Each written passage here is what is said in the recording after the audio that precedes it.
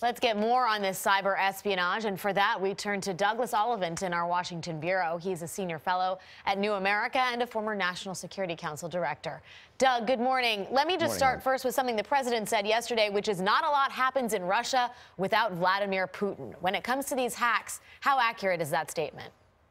I think it's extremely accurate, especially given that we're talking about an espionage operation. And this is a man who grew up in their KGB. He spent 16 years as a KGB officer. This is the kind of thing he grew up with. Certainly he would want to be involved.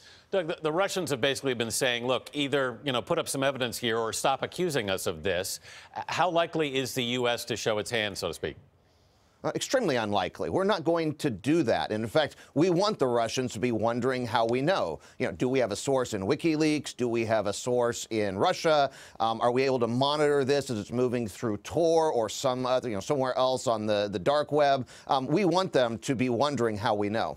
Doug, the president has promised a proportional response. What does that look like, and will the American public even know about it? To answer the last, probably not. This is probably something that, just as the Russians have done this in a way that gives them at least implausible deniability, we're going to want to be able to do the same. Oh, we're so sorry that happened to your whatever.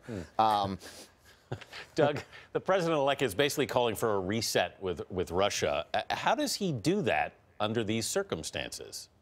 Well, this certainly brings to light and highlights the conflict within this new administration between the Russia doves and the Russia hawks. The president-elect has famously tried to do this reset. The Secretary of State nominee, Rex Tillerson, is very close to Vladimir Putin. But you have large numbers of other people who are very skeptical about this, notably all the Army officers or the military officers. If you read General Flynn's book, he doesn't have very many nice things to say about Russia. General Mattis, the Secretary of Defense nominee, is well known to be very suspicious of Russia. So this will bring to the fore the conflicts within the Republican Party and within the administration, let alone outside of it. Doug, cyber warfare is cheap. It can be conducted from afar and anonymously. What does this mean for our national security going forward? Well, this is certainly something we're going to take more seriously as we move forward. And that can go one of two ways. You either understand that you have to put up better defenses, or you just really shouldn't put things in email that you don't want everyone in the world reading. Someone who does this once told me, look, if you don't want people reading your mail, you write it on a piece of paper, you hand it to someone, and then you take it back from them and you burn it. And that's the type of world we live in now. If it's an email, someone is almost certainly going to read it. Doug, do we have the wherewithal to guard against this now, to basically improve our security? I mean, it seems like we've been so easily hacked here.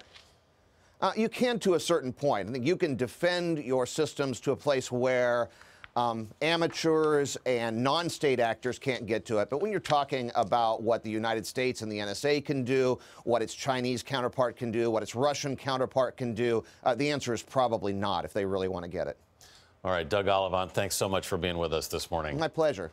Thank you.